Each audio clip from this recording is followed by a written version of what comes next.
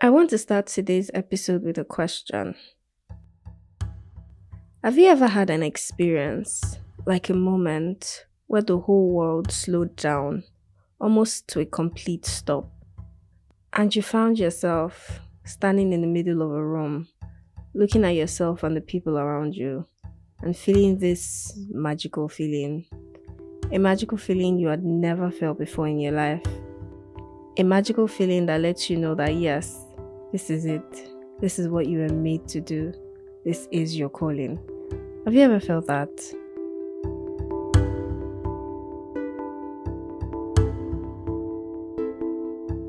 Yeah, me neither. But the man in the center of today's story has. This is the story of a musician called Papa Fuite. It is a story of dreams and friendship, and it happened. Well, it's actually still happening.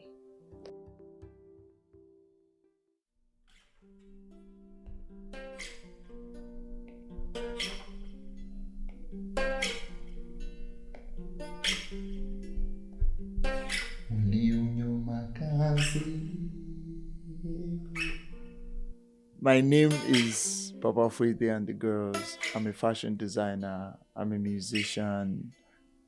I'm a creative. I'm a life artist. I'm someone here who's just enjoying life, through art, fashion, design, and all of that. That's who I am.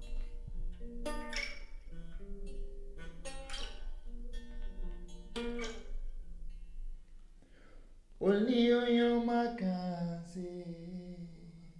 Yeah. It's crazy, man. My first ever experience, like exciting human experience with music, was with the artist Michael Jackson, right? I remember being 3 years old. I just remember sitting down in front of the screen and looking at Michael Jackson wearing black and white and dancing with these Native American tribe people. The song was black and white as well, so he was just dancing. And I was just intrigued at the way he was moving. I'm like, what's this freaking guy doing? Like, once again, 3 years old, you can't comprehend what is even the reason for this excitement. You just know you're visceral. You just know you're seeing stuff that's making you excited. Like, okay. All of that was just background stuff. Is like, there are things that are in your life that sometimes you can't articulate it, sometimes you can. There are things you go back to when maybe you're going through some like comfort food, comfort feelings, comfort spaces that you go back to kind of recharge. And music has always been that for me, singing it, performing it. So almost everything that is happening to me now, like music, I visualized it since I was in like SS2. But I wasn't conscious of the process of visualization. I just know I was doing. But connecting the dot back now, I realized that's what I was doing, because behind my exam sheets, or when I didn't give two shits about my exam, I just flip the page over. I'd just be drawing like album covers. I'd be drawing like mimicking myself in the images. And like, because I know one day I'm going to do this stuff. But when you actually now put your foot down to say, let's actually bring all these things we visualize into a reality, you realize there's a whole lot more work in it, both externally and internally. Like, you now have to be a different person. You have to be more disciplined. You have to be more courageous. You have to be willing to talk to the right people. You have to be willing to fail and do all of that. And outside, there are a whole lot of people that you need to be on your team. You have to go around convincing and, doing all of that. So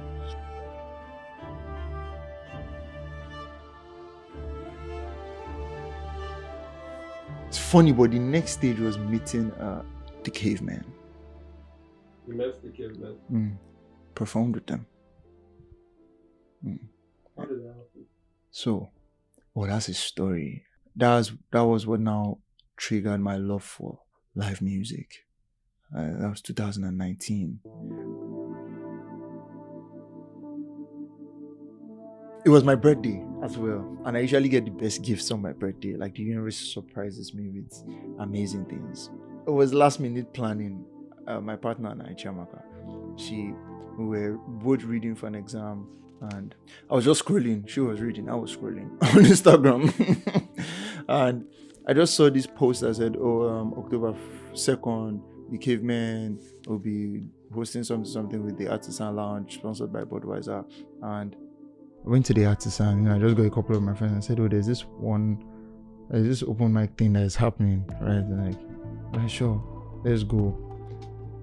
Apparently, I reached there, I go meet the DJ, say, oh, how far now? Normal, like, yo, so I've come for the open mic thing. DJ is telling me which open mic. DJ tell me no, that if there's anything open mic, that I should go and talk to the manager. I went to meet the manager.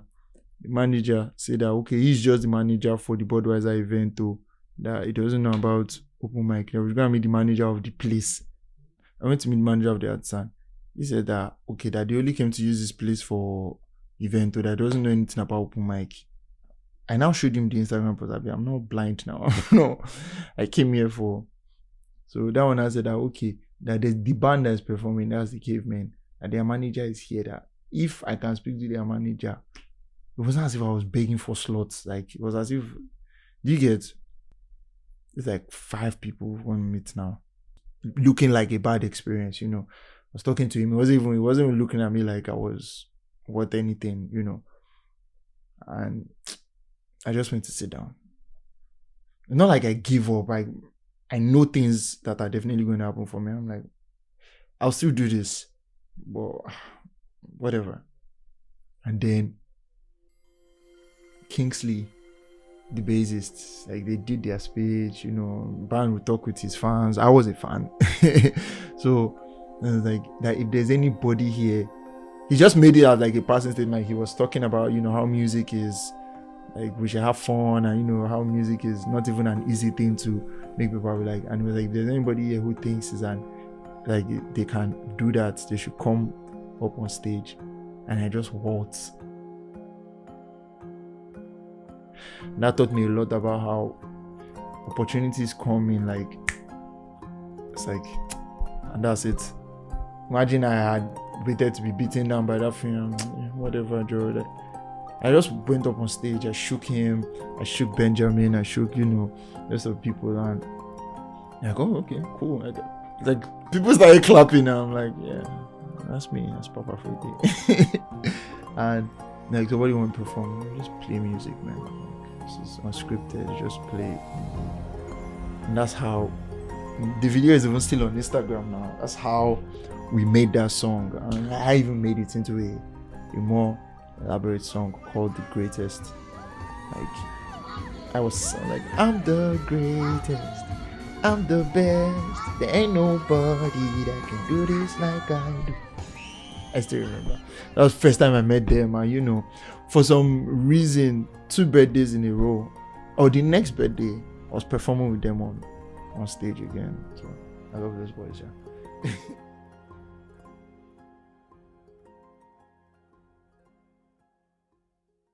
And then the next phenomenal time, that's the birth of the guy we have now. That's the birth of Papa Fuete. And I was triggered by no other than Donald Bassi, Vitoro. That's my manager now. It's like staying together in year 3 years, but I'm with nonsense, and it's like, when you just meet somebody who just, like, it's a blessing, man. When you meet somebody who just matches your energy. I remember Vitoro came to my room that morning. And that's the first audio track on He came to my room that morning. Like, okay.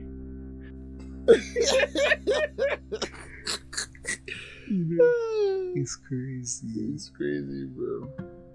Doris like, bro, you have all this freaking talent, man. Like, we did it. Finally done. EP. No vex now. EP, no the album. Like, you have all this freaking talent. Who, like, what are you doing with it? Like, we have to do something. At the beginning of this year, do you remember that day I came to your place and said, see, you have to get your life together. Let's start. We started this when? Let's say we started in, was it in March? In April. March or April? It was April. We said working on this April. We said, at least we start April. At least by June. And that taught me a lot about friendship, you know. It's like, one, you need people who can identify the greatness in you, around you. and you need people who are willing to say, let's do it together. Not, you are going now, go and do it. Like, and like I said before, it's rare to have those people who bring you out of where you think you want to say, nah, let's do it. Not just go and do it, let's do it. So he did that for me. It's like, there's this talent, there's this music, you're great at this. Like, there's no doubt. This is on a small scale and you're doing this like you were born for this. And I had to reevaluate my whole existence after that conversation.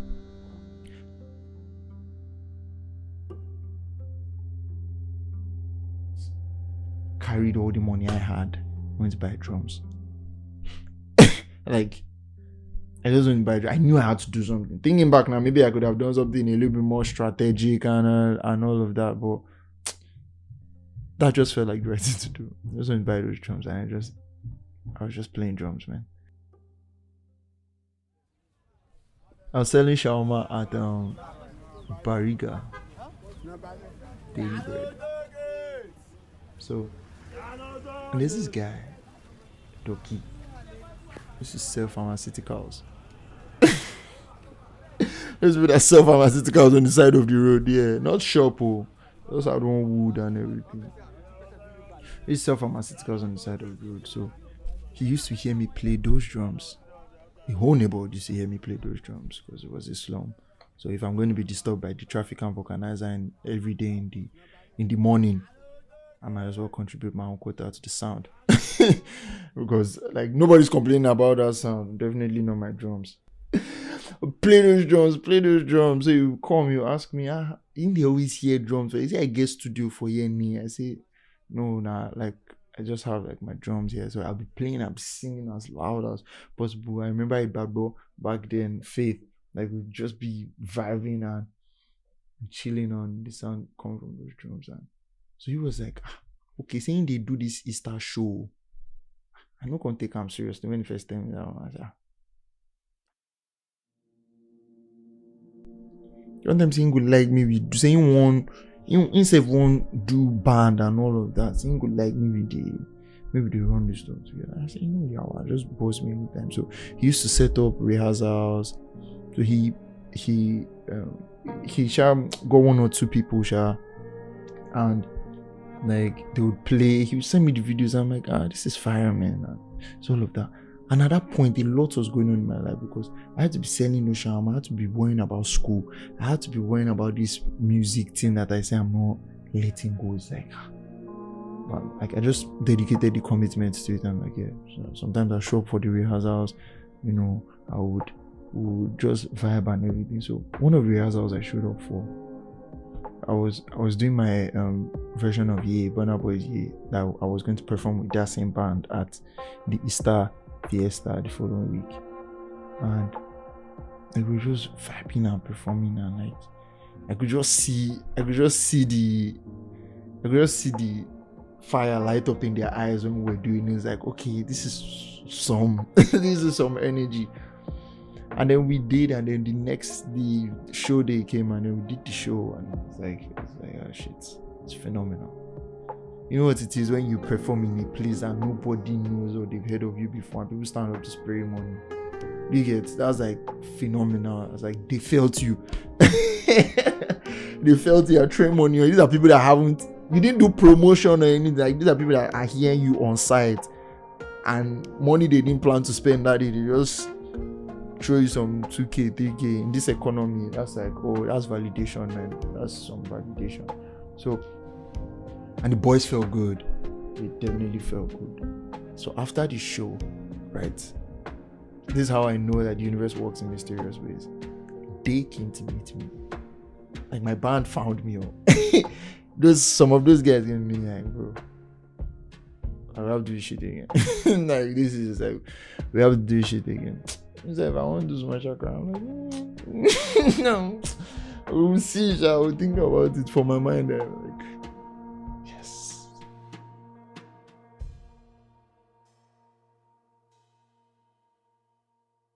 When you connect the dot backwards, you see that you make more right choices than wrong choices. You just haven't seen the opportunity in those choices you're making. Those drums were the bedrock for starting the band. Like, okay. And then somebody else had a guitar. And in the person's house we used to rehearse. We didn't have a keyboard, but he was a producer, so we used to use his MIDI controller. From then, within 1 week of starting our band, we got our first paying gig. I think 150 grand. Ito Rosha, manager of life. Like, first paying, and sometimes life just unfolds in fast steps. Like, this is something that you've been wanting to do, and then you just do one or two right things, or not right things, bold things. You do one or two bold things, and then the effect of those things, like, okay, this unlocked some.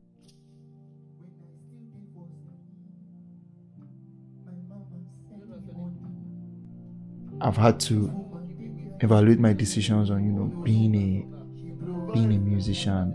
Is this something worth continuing? Is this something I want to do? And the answer to all those questions is yes.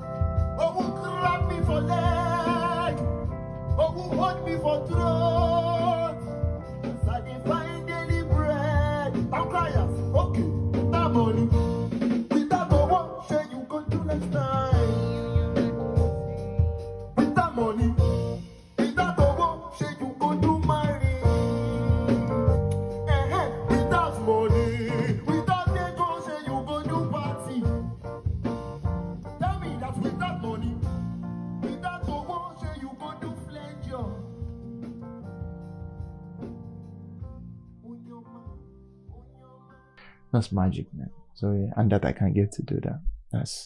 I'll be forever grateful for this gift. Were you able to relate to this story? Tweet about it with your hashtag it happened in Nigeria. This episode was hosted by me, Hauwa Lawal. It was produced and sound designed by Mo Isu. The executive producer is Ebiye Suowari. This podcast is produced by Voix Collective. You can find them on social media at Voix Collective. See you next week with a story about a pot covered in blood.